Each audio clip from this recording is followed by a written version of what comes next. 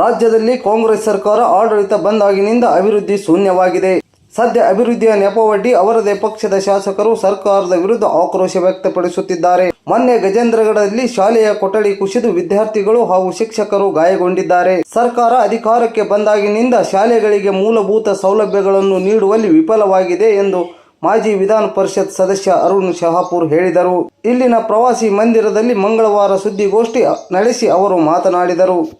ಚಿಲ್ಗೆರೆ ಎನ್ನುವಂಥ ಊರಲ್ಲಿ ಸರ್ಕಾರಿ ಶಾಲೆಯ ಮೇಲ್ಛಾವಣಿ ಕುಸಿದು ಶಿಕ್ಷಕರು ಗಾಯಗೊಂಡಿದ್ದಾರೆ ಮತ್ತು ಅಲ್ಲಿ ಇಬ್ಬರು ವಿದ್ಯಾರ್ಥಿನಿಯರಿಗೆ ಗಾಯ ಆಗಿದೆ ಅನ್ನುವಂಥ ಘಟನೆ ನಡೆದಿದೆ. ಫಾರ್ಚುನೇಟ್ಲಿ ಆ ಸಮಯದಲ್ಲಿ ಯಾವಾಗ ಛಾವಣಿ ಕುಸಿತು ಆ ಸಮಯದಲ್ಲಿ ಮಕ್ಕಳು ಹಾಲು ಕುಡಿಯೋ ಸಲುವಾಗಿ ಬೇರೆ ಕಡೆ ಹೋಗಿದ್ರು ಅನ್ನೋ ಕಾರಣಕ್ಕಾಗಿ ಜಾಸ್ತಿ ಅನಾಹುತ ಆಗಿರೋದು ತಪ್ಪಿದೆ ಅನ್ನುವಂಥದ್ದು ಇವತ್ತು ಮಾಧ್ಯಮಗಳಲ್ಲಿ ವರದಿಯಾಗಿದೆ.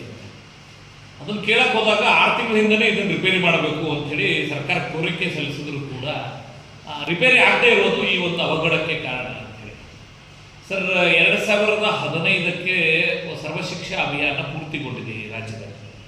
ಸರ್ವಶಿಕ್ಷಾ ಅಭಿಯಾನದ ನಂತರ ಗಣನೀಯ ಪ್ರಮಾಣದಲ್ಲಿ ಶಾಲಾ ಕೊಠಡಿಗಳ ದುರಸ್ತಿ ಹಾಗೂ ಹೊಸ ಕೊಠಡಿಗಳ ನಿರ್ಮಾಣ ಆಗದೇ ಇರುವಂಥದ್ದು ರಾಜ್ಯದಲ್ಲಿ ಇವತ್ತು ಸರ್ಕಾರಿ ಶಾಲೆಗಳ ಕೊಠಡಿ, ಕಟ್ಟಡ, ಮೂಲಭೂತ ಸೌಕರ್ಯಗಳ ಬಗ್ಗೆ ಬಹಳ ದೊಡ್ಡ ಪ್ರಶ್ನೆಯನ್ನು ಉಂಟಾಗಿದೆ. ವಿಶೇಷವಾಗಿ ಸರ್ಕಾರಿ ಶಾಲೆಯಲ್ಲಿ ಈ ಹಿಂದೆ 2016-17ನೇ ಸಾಲಿನಲ್ಲಿ ಬೆಳಗಾವಿ ಜಿಲ್ಲೆಯ ಯಮಕನಮರಡಿಯಲ್ಲೂ ಈ ರೀತಿ ಘಟನೆಯಾಗಿ ಮಗು ಸಾವನ್ನಪ್ಪಿತ್ತು. ಆ ಸಂದರ್ಭದಲ್ಲಿ ನನಗೆ ಸರಿಯಾಗಿ ನೆನಪಿದೆ, ಕಿಮ್ಮನೆ ರತ್ನಾಕರರು ಆಗ ಶಿಕ್ಷಣ ಮಂತ್ರಿ ಆಗಿದ್ದರು.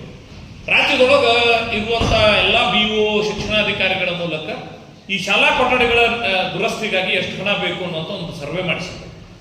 ಹತ್ತತ್ರ ಆಗಿನ ಸಂದರ್ಭದಲ್ಲಿ more than 7,000 crore rupees ಬೇಕು ಅನ್ನೋಂಥ ಮಾತು ಹೇಳಿದರು.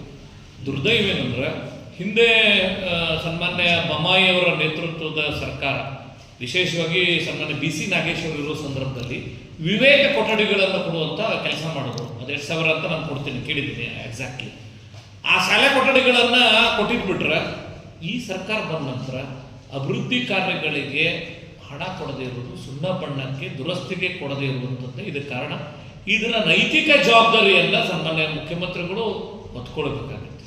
ರಾಜ್ಯದಲ್ಲಿ ಇವತ್ತು ಇಡೀ ಕಾಂಗ್ರೆಸ್ಸಿನ ಶಾಸಕರುಗಳು ಈ ಅಭಿವೃದ್ಧಿ ಶೂನ್ಯತೆಯ ಬಗ್ಗೆ ನಮ್ಮ ಕ್ಷೇತ್ರದಲ್ಲಿ ಏನೂ ಕೆಲಸ ಮಾಡ್ಲಿಕ್ಕೆ ಆಗ್ತಾ ಇಲ್ಲ ಅನ್ನೋದಕ್ಕೆ ಈ ಘಟನೆ ಏನಿದೆ, ದುರ್ದೈವಕಾರಿ ಈ ಘಟನೆ ಇನ್ನೊಂದು ಸಾಕ್ಷಿಯಾಗಿದೆ. ಇದರ ನೈತಿಕ ಜವಾಬ್ದಾರಿಯನ್ನು ತೆಗೆದುಕೊಳ್ಳಬೇಕು. ತಕ್ಷಣ ಕರ್ನಾಟಕ ಆಗಿ ನಿಮ್ಮ ಎದುರಿಗೆ ಬರ್ಲಿಕ್ಕೆ ಕಾರಣ ಅಂದ್ರೆ ಸರ್, ಸರ್ಕಾರಿ ಶಾಲೆಗಳು ಇವತ್ತು 30% ಹುದ್ದೆಗಳು ಖಾಲಿ ಇದೆ. ಸರ್, ಒಳ ಮೀಸಲಾತಿ ಕಳ್ಳನಿಗೊಂದು ಪಿಳ್ಳೆ ನೆವ ಅನ್ನೋ ರೀತಿಯೊಳಗೆ ಒಳ ಮೀಸಲಾತಿ ಆಗುವವರೆಗೂ ಒಂದು ಕ್ಯಾಬಿನೆಟ್ ನಿರ್ಣಯ ಮಾಡಿಬಿಟ್ರೆ ಒಳ ಮೀಸಲಾತಿ ಕೊಡ್ತೀವಿ ಅಂತೇಳಿ. ಏನು ಕೊಡ್ತೀವಿ, ಎಷ್ಟು ಕೊಡ್ತೀವಿ, ಯಾವಾಗ ಕೊಡ್ತೀವಿ ಅನ್ನೋಂಥದ್ದು ಯಾವುದೂ ಇರಲಾರ್ದಾಗೆ ಒಬ್ರು ನಿವೃತ್ತ ನ್ಯಾಯಾಧೀಶರು, ಪಾಪ ಆ ನ್ಯಾಯಾಧೀಶರಿಗೆ ಈ ರಾಜ್ಯದೊಳಗೆ ಏನಾದರೂ ಅವರೇ ಒಬ್ರು ರಾಮಬಾಣ, ಏನೇ ಸಮಸ್ಯೆ ಆದರೂ ಅವ್ರ ಮುಖಾಂತರ ಮಾಡಿಸ್ಬೇಕಂತಾರೆ. ಅವ್ರ ಕಾರ್ಯದೊತ್ತಡ ಎಷ್ಟೊಂದು ಐ ಕ್ಯಾನ್ ಅಂಡರ್ಸ್ಟ್ಯಾಂಡ್. ಅವ್ರು ಒಂದಷ್ಟು ಕೆಲಸ ಮಾಡ್ತಿದ್ದಾರೆ. ಆದ್ರೆ ಸಮಯ ಮಿತಿ ಒಳಗಡೆ 3 ತಿಂಗಳದ ಕೊಡಬೇಕು ಅನ್ನುವಂಥದ್ದು ಈಗ ವರ್ಷಗಟ್ಟಲೆ ಆದರೂ ಕೂಡ ಸರ್ ಏನು ನಿಂತಿದೆ, ನೇಮಕಾತಿ ನಿಂತ್ಬಿಟ್ಟದು. 30% ಶಿಕ್ಷಕ ಹುದ್ದೆ ಖಾಲಿ ಇದೆ. ಪದೋನ್ನತಿ ಇಲ್ಲ ಸರ್. ಅದ್ರ ನೆಪದೊಳಗೆ ಪದೋನ್ನತಿ ಇಲ್ಲ ಅಂತ ನಾವು ಸಮಾಧಾನ ಹಾಕೊಂಡು ಕೂತ್ಕೊಂಡ್ರೆ ಸರ್, ಯಾರು ದುಡ್ಡು ಕೊಡ್ತಾರ ಕಳ್ಳ ಮಾರ್ಗದಿಂದ ಕೆಲವೊಂದಿಷ್ಟು ಜನರಿಗೆ, ಕೆಲವೊಂದಿಷ್ಟು ಸಮೂಹಗಳಿಗೆ ಪದೋನ್ನತಿ ಕೊಡ್ತಾರೆ.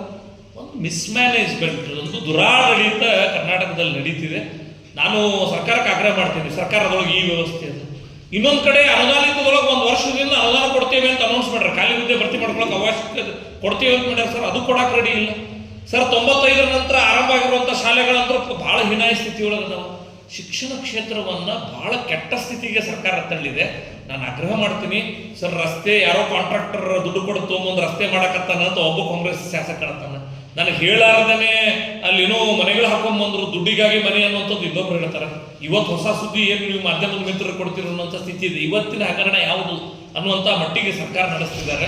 ಇದರ ಮಧ್ಯದೊಳಗೆ ಶಿಕ್ಷಣ ಕ್ಷೇತ್ರವನ್ನು ಪೂರ್ತಿ ಹಾಳು ಮಾಡಿದ್ದಾರೆ. ಅವರು 10th ರಿಸಲ್ಟ್ ಹೊಣೆಗಾರರನ್ನಾಗಿ ಶಿಕ್ಷಕರನ್ನಾಗಿ ಮಾತ್ರ ಮಾಡ್ತಿದ್ದಾರೆ. ಸರ್ಕಾರ ಒಂದು ಸಮಗ್ರ ನೀತಿಯನ್ನು ಶಿಕ್ಷಣ ದೃಷ್ಟಿಯಿಂದ ಹೊಂದುವ ಅಗತ್ಯದ. ಆ ಹಿನ್ನೆಲೆಯಲ್ಲಿ ಸರ್ಕಾರಕ್ಕೆ ಆಗ್ರಹ ಮಾಡ್ತೀನಿ, ಒಂದು ಸಭೆಯನ್ನು ಕರೀಲಿ ಸರ್. ಮಾಜಿ ಶಿಕ್ಷಣ ಸಚಿವರು, ಬೇಕಾದ್ರೆ ಮಾಜಿ ಮುಖ್ಯಮಂತ್ರಿಗಳು, ಮಾಜಿ ಶಿಕ್ಷಣ ಸಚಿವರು, ಹಾಲಿ ಮುಖ್ಯಮಂತ್ರಿಗಳು, ಹಾಲಿ ಶಿಕ್ಷಣ ಸಚಿವರು, ಮತ್ತೆ ಶಿಕ್ಷಣ ಕ್ಷೇತ್ರದ MLCಗಳು, ಪದವೀಧರ ಶಿಕ್ಷಣ ಕ್ಷೇತ್ರದ MLCಗಳು, ಆಸಕ್ತ MLA, MLC, MP ಗಳು ಬರಲಿ. ರಾಜ್ಯದ ಶಿಕ್ಷಣ ವ್ಯವಸ್ಥೆಗೆ ಕಾಯಕಲ್ಪ ಕೊಡಬೇಕು. ಸರ್ಕಾರಿ ಶಾಲೆಗಳನ್ನು ಉಳಿಸಬೇಕು. ಈ ನಿಟ್ಟಿನೊಳಗೆ ಒಂದು ಬಹಳ ದೊಡ್ಡ ಚರ್ಚೆ ಅಗತ್ಯದ. ಸರ್ಕಾರ ಮುಂದಾಗಿ ಆ ಚರ್ಚೆ ಮಾಡಲಿಕ್ಕೆ ಒಂದು ಕ್ರಮ ಕೈಗೊಳ್ಳಬೇಕು ಅನ್ನೋಂಥ ಹಕ್ಕತ್ತ ಏನು ಮಾಡ್ತೀನಿ ನನಗೆ ಗೊತ್ತದು. ಇವತ್ತು ನಾಳೆ ಮುಖ್ಯಮಂತ್ರಿಗಳು ಡೆಲ್ಲಿಗೆ ಹೊರಟಿ ಪಾಪ ನಮ್ಮ ಉತ್ತರ ಕರ್ನಾಟಕದ.